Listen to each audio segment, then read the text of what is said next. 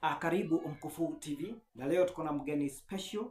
Huyu anafanya kazi zote, yani zote, lakini shida ni kaa akona zote. Nasikia account balance yake haezi hata nunua tissue. Bro, una hustle nini?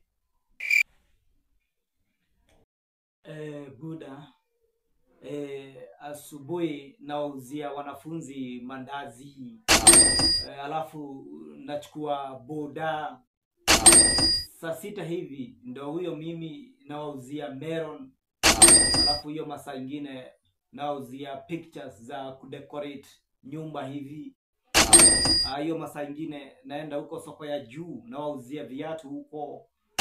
Then giza ikiingia ndo huyo mimi natoka na kibuyu ya kahawa. Wewe unapumua saa ngapi? Hizi kazi zote. Basi umeomoka. Bro, hustle ni kama marriage. Unafanya juu ya love, lakini si juu ya pesa. Sasa unajaribu kulibrand umaskini, si ndio? Hapana bro. Mimi si maskini. Mimi ni potential millionaire. Potential millionaire. Kwa ground mambo iko aje? Kwa ground niko na 12 bob.